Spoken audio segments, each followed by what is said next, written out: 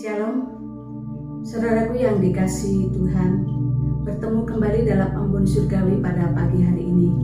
Mari kita akan merenungkan kebenaran firman Tuhan dengan tema pengorbanan yang menyelamatkan.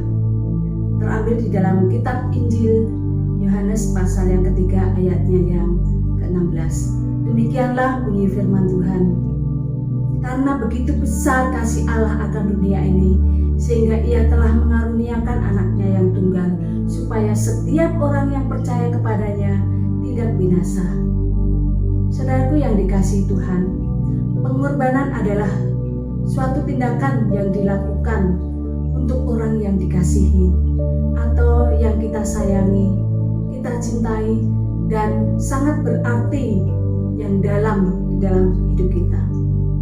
Tidak ada kasih yang lebih besar daripada kasih seorang yang memberikan nyawanya untuk sahabat-sahabatnya.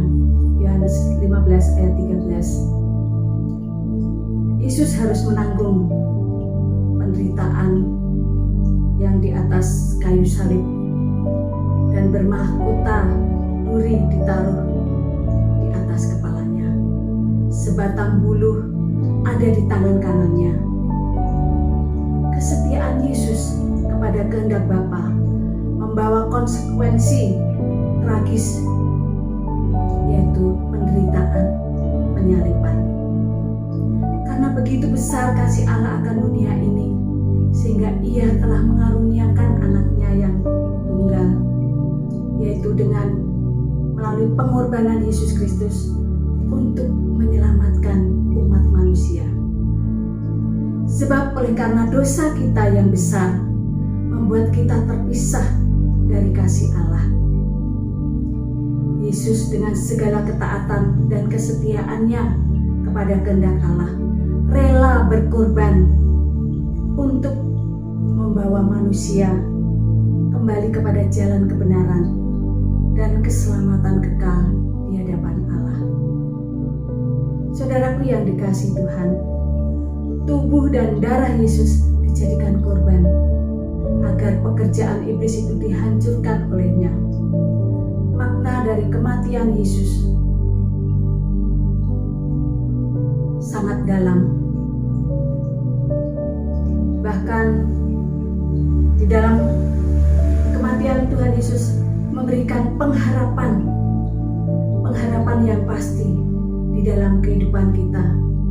Bagi setiap orang yang percaya tidak akan binasa, melainkan memperoleh hidup yang kekal. Yesus dibangkitkan pada hari yang ketiga. Yesus menang atas maut. Bahkan di saat kita mengalami berbagai macam penderitaan, kehancuran, dan kematian yang tidak lagi sanggup kita tanggung, kita harus tetap berpengharapan di dalam Tuhan Yesus Kristus. Saat kita mengalami jalan buntu, berada dalam kegelapan, tanpa cahaya, dan seolah-olah tidak ada jalan keluar, kita harus tetap mengingat kasih Tuhan yang luar biasa. Dia tidak akan meninggalkan kita sendirian dalam kesulitan, dalam kesusahan. Kasih Allah sungguh terbukti.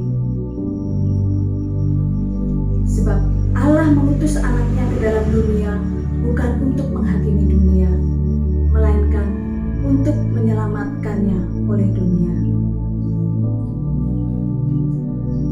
Marilah saudaraku yang dikasihi Tuhan, kita ingat akan pengorbanan Yesus Kristus di atas kayu salib telah memberikan kesempatan bagi setiap orang percaya kepadanya untuk memperoleh keselamatan dan hidup kekal. Karena semua orang telah berbuat dosa dan telah kehilangan kemuliaan Allah, sehingga upahnya dosa ialah maut.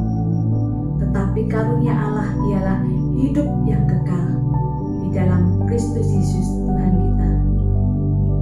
Mari kita merasakan kasih Tuhan bahwa penyaliban